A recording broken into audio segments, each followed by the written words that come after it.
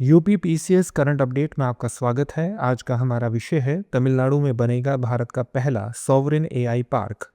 हाल ही में तमिलनाडु सरकार ने सर्वम एआई के साथ एक ऐतिहासिक समझौता ज्ञापन मेमोरेंडम ऑफ अंडरस्टैंडिंग पर हस्ताक्षर किए, जिसके तहत चेन्नई में भारत का पहला सॉवरेन एआई पार्क स्थापित किया जाएगा।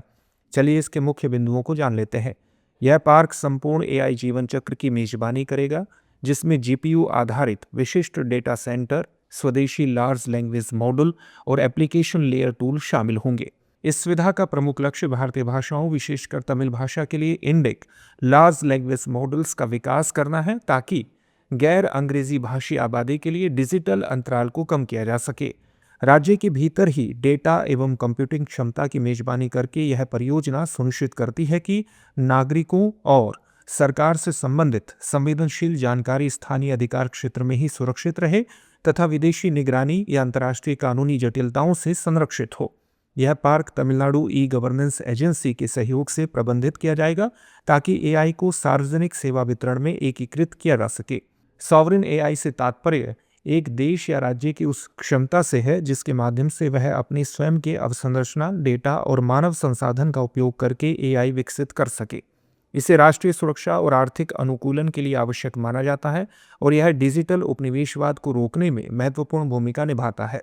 यह परियोजना केंद्र सरकार के इंडिया एआई मिशन के अनुरूप है, जिसका लक्ष्य एआई कंप्यूट एक्सेस को लोकतांत्रिक बनाना है। चलिए अब जानते हैं इंडिया एआई मिशन के बारे में। इस मिशन का उद्देश्य एआई प्रणालियों के विकास और परीक्षण का समर्थन करने के लिए भारत में एक मजबूत एआई कंप्यूटिंग बुनियादी ढांचे की स्थापना करना है। मिशन का उद्देश्य डेटा की गुणवत्ता को बढ़ाना और साथ ही स्वदेशी एआई तकनीक विकसित करना है। केंद्रीय मंत्रिमंडल ने मार्च में 10,372 करोड़ रुपए के इंडिया एआई मिशन को मंजूरी दी थी, जिसका उद्देश्य 10,000 से अधिक जीपीयू की कंप्यूटिंग क्षमता स्थापित करना है। प्रारंभिक प्रयासों में परियोजना को आरंभ करने के लिए 300 से 500 जीपीयू की खरीद शामिल होगी।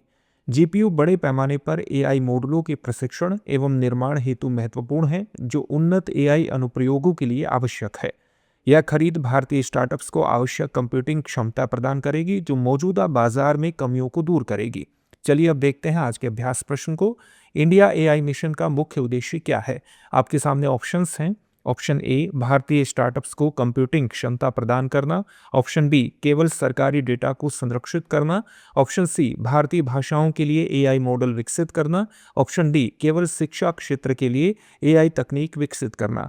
इस प्रश्न का उत्तर कमेंट बॉक्स में कमेंट करके जरूर दीजिए। धन्यवाद। अब एग्जाम की तैयारी को और बेहतर करने के लिए हमारे चैनल को लाइक, शेयर और सब्सक्राइब करना ना भूलें।